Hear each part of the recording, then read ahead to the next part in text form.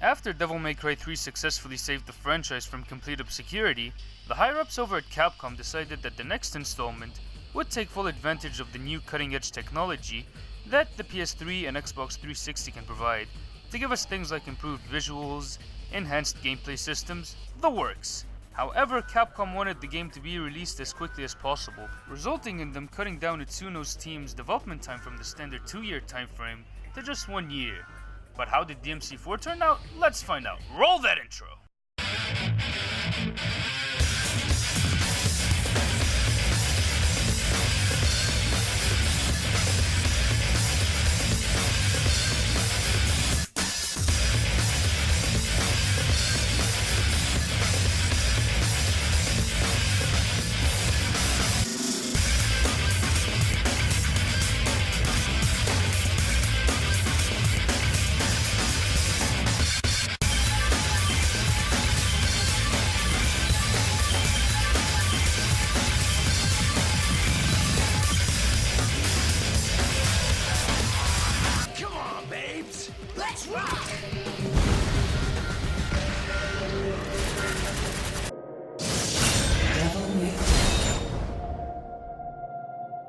Like I said in the lead into this episode of the Son of Sparda Retrospective, Devil May Cry 4 is an anomaly, not just in this franchise, but in video game design in general. To put it bluntly, Devil May Cry 4 is a rushed job of a game, but however, a lot of people in the DMC community have been playing this game for 11 years after initial release. In fact, people are still playing it right now, and DMC 5 has already been out for a while, so why are there people still playing an unfinished game, even though a complete sequel has been out at the time of writing this? Well, because of its unfinished nature, DMC4 has a series of curses and blessings, just because of its unfinished development cycle. In this review, I'll be discussing the curses and blessings, starting off with the curses of the game.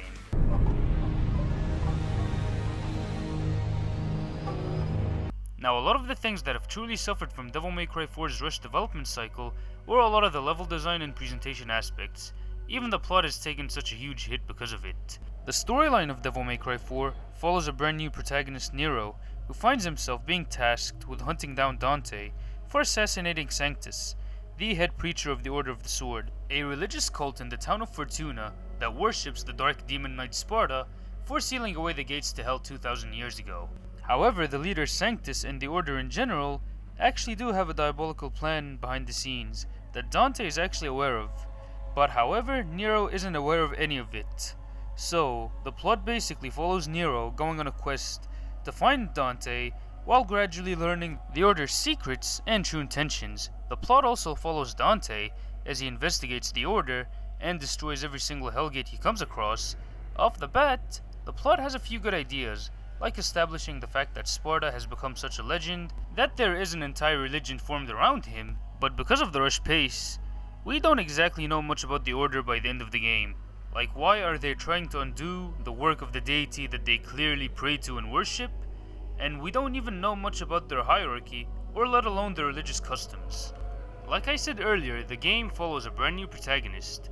One of the goals of Devil May Cry 4's development was to introduce new players to the series. So the new hero Nero was a character who was designed so that new players could follow easily, while veteran players could get attached to. Because of this, Nero has Dante's same penchants for taunting demons before fighting them. Fire's bad for the complexion. I burn easily, never tan. He also shares a bit of Virgil's temptation for power and a bit of his rage. My heart. What second? Power. Give me more power. But even though he's a likable character in his own right, however, after you complete the game, initially he starts to feel like a Chinese Dante knockoff. And when many people played DMC4 for the first time, myself included, not many people had respect for Nero, unlike DMC3 Dante. Why is this? Even though you have to beat down your own protagonist in order for the audience to root for him, at the same time your protagonist has to be someone who the audience respects, meaning he has to suck up the punches, dust himself off, and to keep reaching his end goal. The problem with Nero here is something I'd like to call the Kyrie crutch. What happens throughout DMC4's plot is that Nero's love interest, Kyrie, gets captured quite frequently, and Nero a lot of times is quite close to saving her, but she gets out of his grasp pretty quickly. The problem here is how he reacts to these situations, by constant hard crying.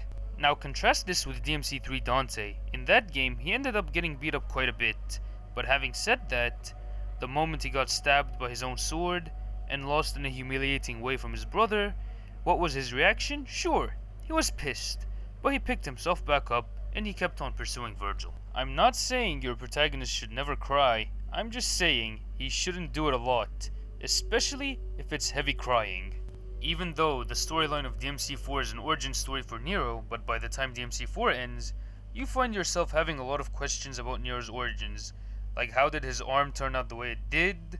Who are this dude's parents even though he clearly looks like a teenager, even though the fandom has been speculating for years that he's Virgil's son, after Capcom eventually confirmed this in the graphic art book, years after the game initially came out. Also, couple this with the fact that whenever Dante is featured in a cutscene, he always steals the show with every scene that he's featured in, with a lot of his cocky banter that's full of dry wit that series fans have come to expect at this point. Who the hell are you? Glad I got your attention. I was beginning to feel a little ignored. You may jest, but the kindest fate I offer is to unify and spend eternity with a child of mine!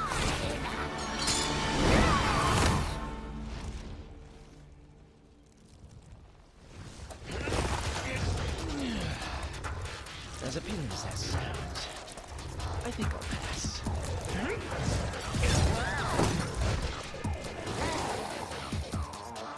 Though a fight every now and then does make life a little more interesting, don't you think? Even though this incarnation of Dante is a lot of fun to watch and listen to, as he taunts large demonic monstrosities and shows off a lot of his skill here, but here's one problem that I do have. That's all what he does here. There aren't any moments where I feel like Dante is in any sort of danger of losing per se, because everything is just too easy for him here. Plus, it doesn't feel like there are any personal stakes for him, just because he doesn't take anything too seriously. Now, one thing I really liked about Dante in the previous games, mainly the first and third games, is that they showed Dante as a guy who lived through a rough childhood because he lost his mom at the young age of 8 to demons attacking his house back then, because he just so happens to be the son of a legendary demon warrior who betrayed his own kind, so all of his internal pains and struggles came from that trauma, and even a lot of his troubles comes from his father's legacy. He was just hiding a lot of that pain through a cocky facade and one-liners, which honestly gives wisecracking protagonists more nuance. Don't get me wrong, this Dante is an absolute delight to watch on screen. In fact, he's the best part of this storyline. But my problem here is that there isn't a real sense of urgency from Dante in this game. In fact, his story sections here basically feel like Dante's day off, but I can't exactly pin the blame on Itsuno or Morihashi. After all, they were on a tight time limit.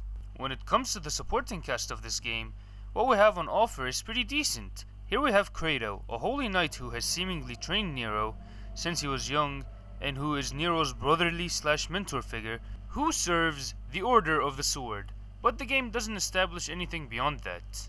We also get Sanctus, the head preacher of the Order, who on the surface seems like an ordinary preacher, but it turns out that he's seeking the power of Sparda through very shady means. But however, Sanctus isn't well thought out, as Orcam was in DMC3, and he even lacks the intimidation factor that Mundus presented in DMC1, because in that game, Mundus always felt like a looming threat. Because of this, Sanctus ends up becoming a very forgettable villain by the end of the game's initial runtime, because he lacks any complex character motivations, nor does he feel like a danger to Nero or Dante's life. Then we get Agnes, the mad scientist researcher who works for the Order and who runs a lot of their experiments by capturing demons and harnessing their souls.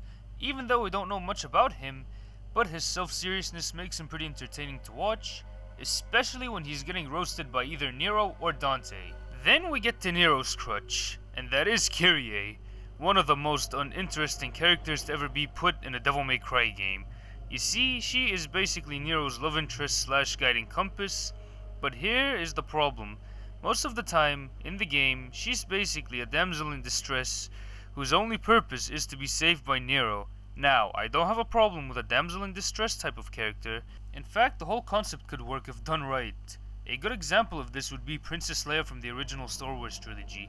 Even though there were times where she needed to be saved by Luke or Han, she didn't feel entirely useless because she had goals of her own and was shown to be capable in handling situations along with the main heroes, even being pretty helpful throughout the entire original trilogy. The problem with Kyrie is that she's such a bland Girl Scout who gets dragged into dangerous situations without any agency of her own, which makes for a bland character, and in a franchise that's known for great characterization, that's kind of a downer. Also, one other pet peeve I do have with the plot, and that is the savior. First off, I don't exactly know what in the ass this thing is right here. It needs Sparda himself or a descendant of Sparda, and it needs the Sparda sword in order to activate its core.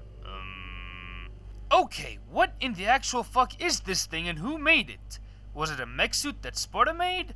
Or was it something made by the Order? Well, I'll assume that the Order put it together just because of this line. Is she reliable? She once brought us the sword Sparda, and hastened the completion of our savior. That's the legit problem with DMC4's storyline. Because Moriyashi-san was on a tight time constraint, he didn't have enough time to flesh out a lot of these concepts. The plot itself is rather serviceable, even a lot of the same techniques used to make a lot of the cutscenes in DMC3 is back in full force, with Ruben Langdon reprising his role as Dante, while also having the legendary anime voice actor, Johnny Young Bosch, voice and mocap Nero, who does a pretty damn fine job of making Nero sound like a young, angsty demon hunter. So this is what you really look like.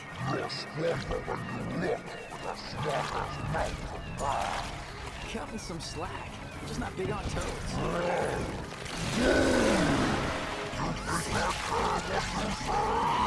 Finish this quickly.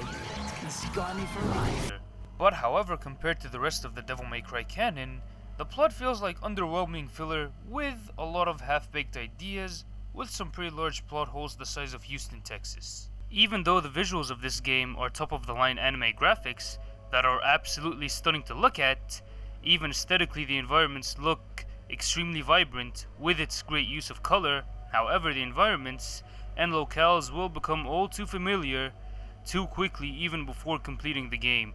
You see, the first 11 missions with Nero are pretty well thought out, as you are moving quickly from each encounter to each puzzle segment, but however, once you get to Dante, you have to go back through the game in reverse order, with very minimal changes to the stage, essentially backtracking. You see, backtracking can be done right in any video game, but there are conditions to this. First off, if you go back to an area that you previously visited, you have to find that something has been warped or changed around.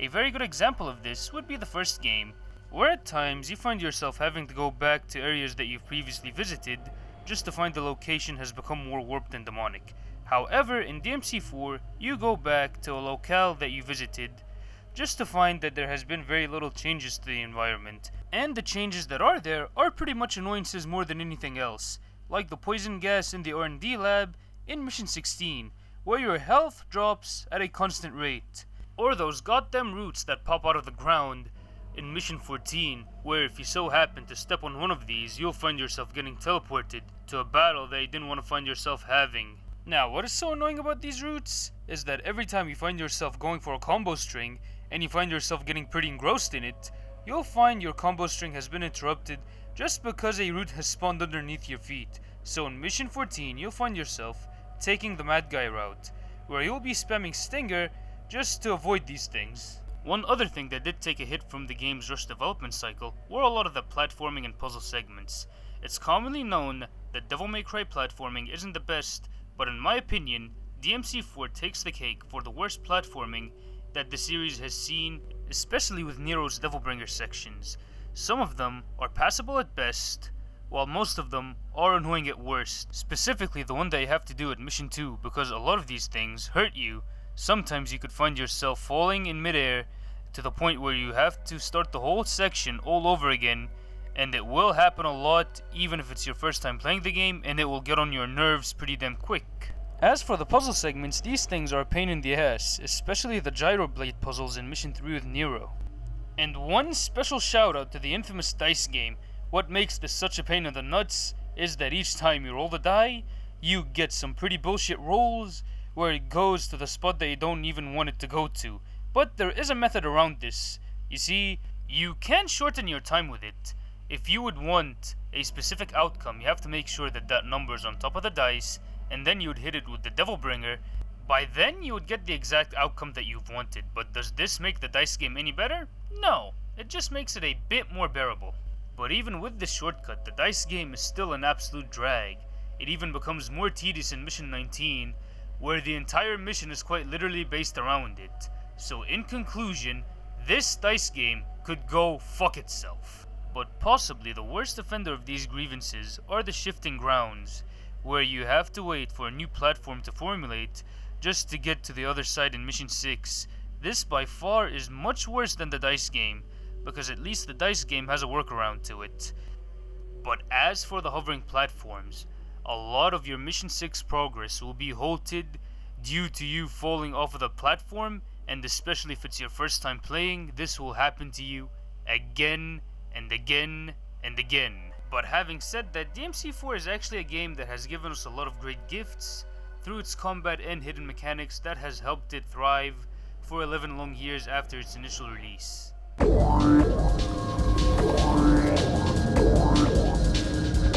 The gameplay of Devil May Cry 4 follows the same format of the PS2 trilogy, where you go around hacking and slashing and shooting demons from the underworld, but this time it involves swapping between two different characters within its campaign, and those two being Nero and Dante respectively.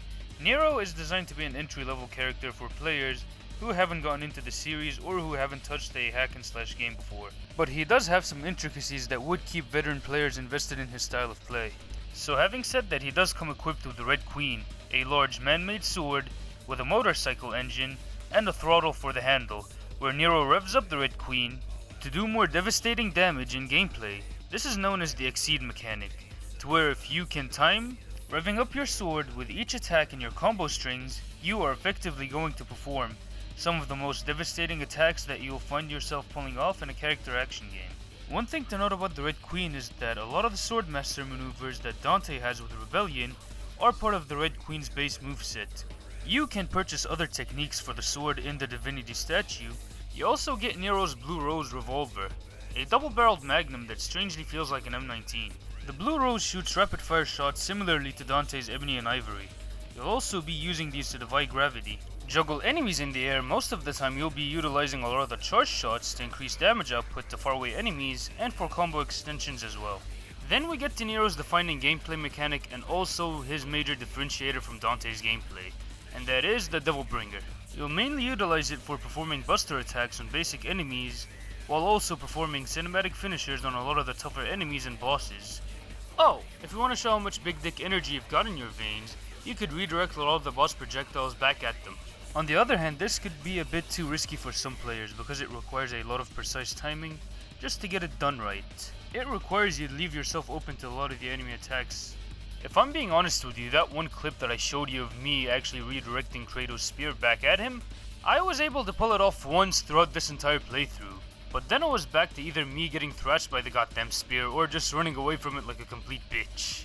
What I sincerely like about the Devil Bringer is that it sneaks in something that a lot of video games do shove down your throat in a very tedious fashion, and that is QuickTime events.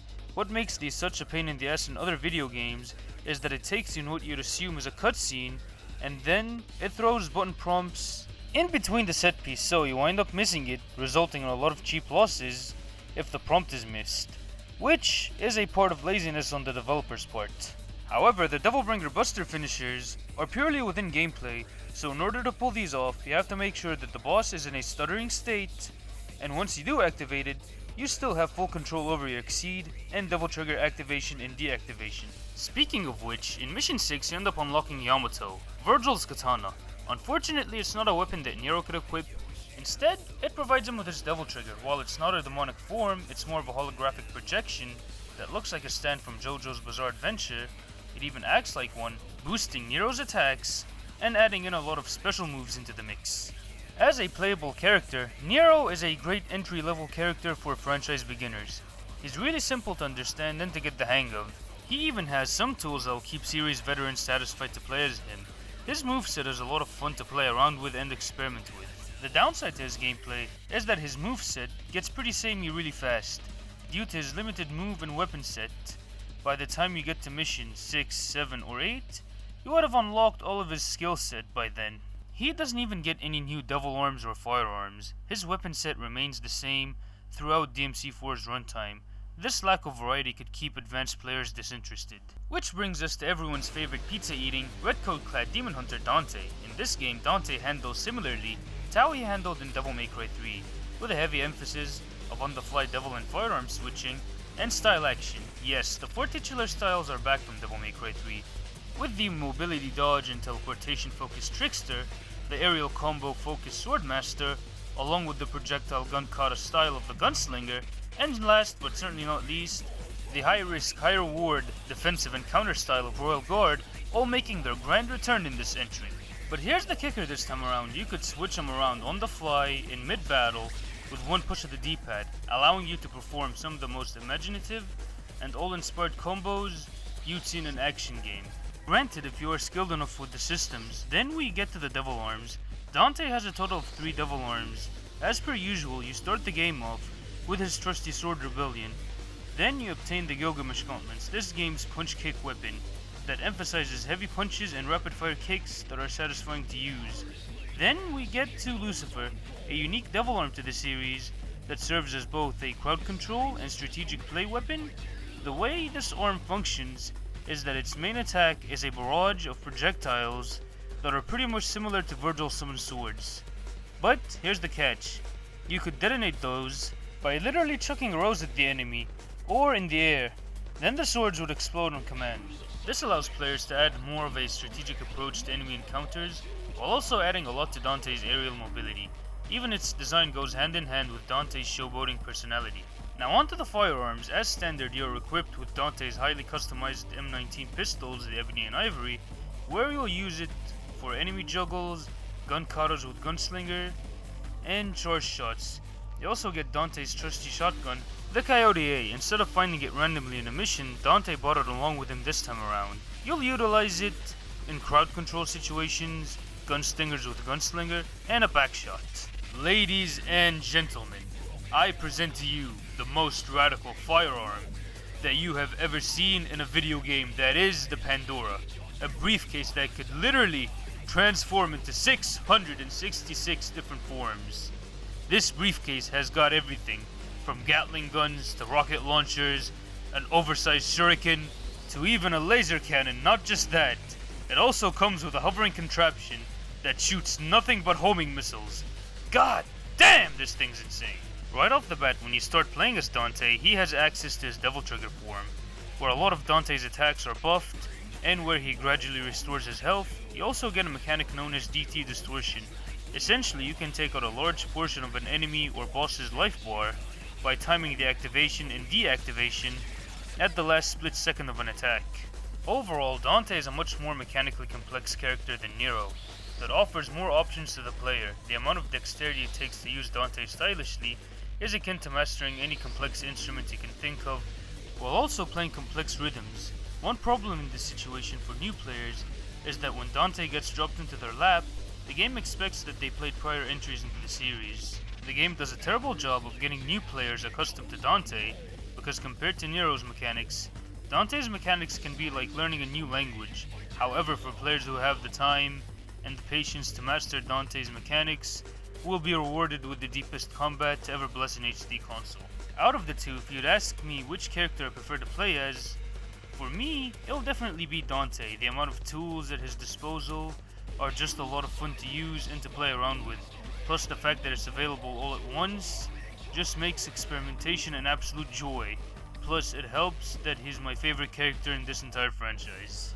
Like any self-respecting Devil May Cry game, you're ranked at the end of each mission based on how stylishly you played, and how quickly you completed the mission, and how much red orbs you collected. The higher the mission rank, the more proud souls you end up earning. Well, what's a proud soul, you may ask?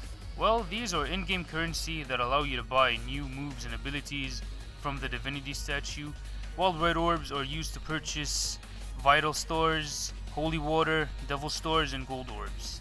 This was done to ease in a lot of new players, because in the last 3 games, red orbs were used to purchase both abilities and items, so players found themselves running out of orbs very quickly.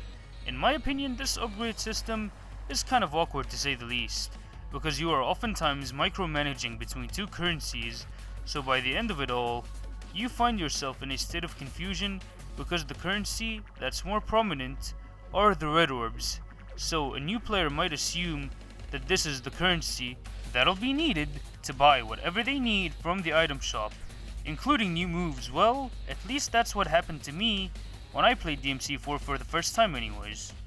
The style meter is back, silently judging you, going from deadly all the way to smoke and sick style, with one notable change. The meter is more lenient this time around. Whenever you reach a style grade from the D to S range, the meter doesn't drop a letter grade, until I get damaged somehow. The issue here is that the style meter, in this regard, doesn't keep you on your toes as much as it did in the prior installments. Previously, your style meter would drop at a frequent pace if you were not doing anything, or if you were spamming the same combo ad nauseum. This actually forced you to rethink your strategies on the fly. In DMC4 on the other hand, you could easily maintain an S rank or lower based on the condition that you don't get hit. Even if you are spamming, you could still maintain it. The only ranks that do drop are double and triple S ranks. Taunts are back in this installment, just like the last game in the franchise. Depending on your style rank, Dante and Nero perform a different gesture with a different quip each time in order to reap its benefits, like increasing your style meter, and to increase your devil trigger gauge, you have to be close to an enemy while doing so. The difficulty here, while it's still challenging and rewarding, the difficulty on offer in this game is still easier than Devil May Cry 3 Special Edition. Even though enemies are still aggressive in this title, they aren't as brutally punishing as they were in DMC3. So overall, Devil May Cry 4's gameplay has a lot of the great aspects that you'd come to expect from a DMC game. On the other hand, the game has a lot of great blessings in the form of its hidden mechanics that has let this game thrive for 11 long years. Before I dive into this segment, there is one factual statement you have to keep in mind in your heads. Dante and Nero are untested playable characters because of this game's rushed development cycle. Now that we've got that out of the way, we could start talking about these following blessings, starting us off with the reversal mechanic. This allows you to perform a lot of the attacks in its opposite direction. You might be asking, how does this work and why would I want to do that in the first place? Well, here's the gist of it. For example, you'll be pulling off a stinger with Dante, or a streak with Nero. You'd usually go forwards towards the enemy. However, if you let go of the lock-on button, while at the start of the animation, you'll find yourself doing it backwards, away from the enemy. You may be thinking that this is counterproductive to what you'd want to be doing. Well, for novices like myself, it allows for faster ways to dodge out of attacks while also granting more ground mobility for advanced players. On the other hand, it also allows them to attack adversaries that are behind them while also buffering it into other combos. In my recent playthrough, I found myself doing these accidentally on occasion. There were times where my combos were saved because of this. Then enter inertia, the thing that makes 99.9% of every Dongari combo video in this game. Most of you watching this might think back to what was in your physics class, but it's not quite what you think.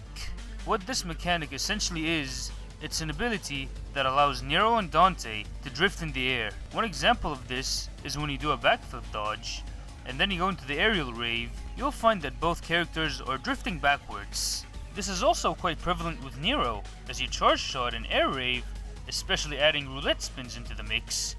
If you ever played this game and tried to do something cool with it, and you thought that it was a one-time glitch, well, think again, my friend. The use of this mechanic is to add aerial mobility to your own movements. It even helps out with repositioning yourself in the air, especially when you pair that with jump cancelling. It can even help you avoid incoming aerial attacks, which brings us to guard flying with Dante. The basic technique here is jump cancelling air rave to then guard cancel in mid-air to then teleport back to the enemy. Not only does this increase Dante's aerial mobility, this is a technique that requires a ton of sharp reflexes and also a great awareness of the styles that you have equipped and Dante's own positioning in the air. Now, I'm not the most proficient guard flyer out there, not by a long shot. In fact, my skill level with this tech is currently sitting at a novice level. But the times that I got clean guard flies either by accident or by sheer luck, it was a complete adrenaline rush filled hype moment right on my couch with my controller in hand. Even though I'm not on the same level as someone like Dongari or Turtle Sensei or DH Malice when it comes to guard flying, I started to see this game's galaxy brain nature after replaying it again for this review. You may be asking yourself, Joe, isn't this too much effort just for a few mobility options? And to answer that question, yes, you're right on the mark. But on the other hand, this is an extremely rewarding mechanic to learn and master. If you do wind up getting the hang of it, you can pull off combos like the one you are seeing in this clip. In fact, I haven't even been able to scratch the surface at all when it comes to these hidden mechanics. That ultimately makes you forget about the game's rushed campaign structure. To wrap up the gameplay side of things, DMC4's gameplay is extremely fun, cathartic, varied, and most of all challenging and rewarding.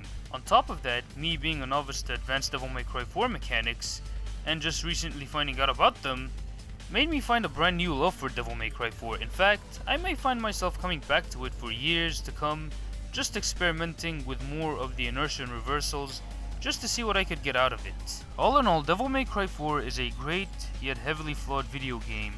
The level design is messy to say the least. Yes, the plot is half-baked, but the cutscenes and dialogue that's on offer is just an absolute blast to watch and listen to. However, DMC4 is a game where its content is within its combat.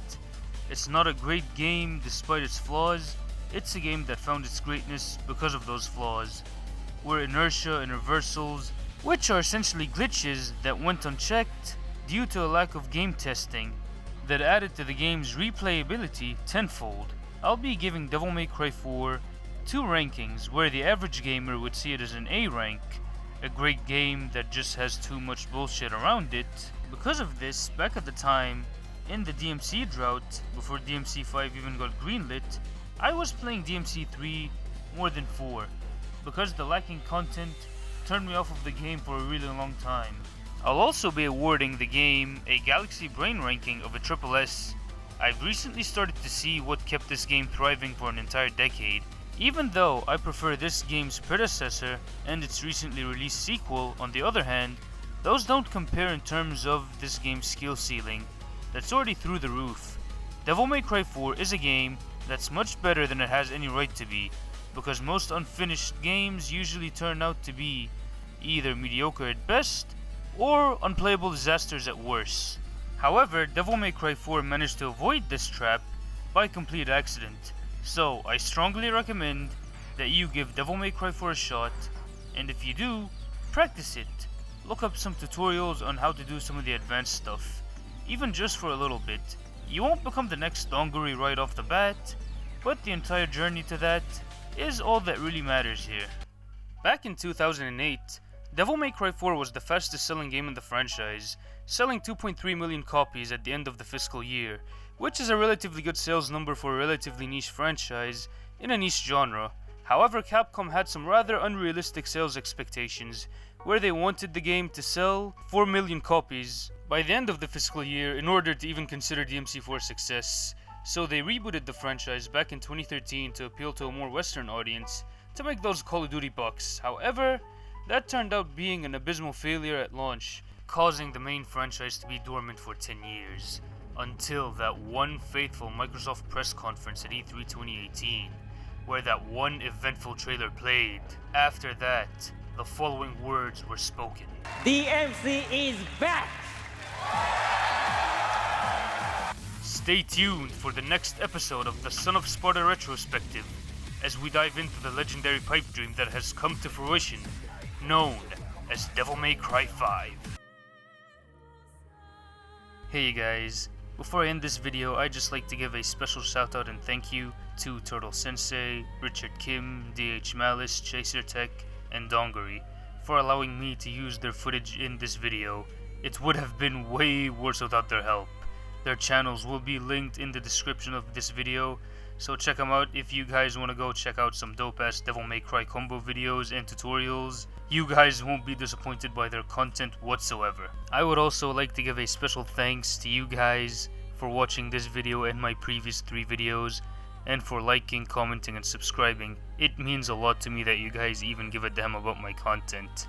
I appreciate every single one of you guys. I truly mean that from the bottom of my heart. I might have left out some hidden mechanics in this game, since I already said that I only recently found out that they existed. So, if I missed your favorite DMC4 hidden mechanic, put it down in the comments below, and send its tutorial my way, so that I could try it out and practice it for myself. And if you guys enjoyed this part of the retrospective, then consider dropping me a thumbs up, leave a comment down below, and how about subscribing to the channel and turning on notifications so that you won't miss a brand new video, and share it with your friends on social media. This is the Devil Joe, signing off.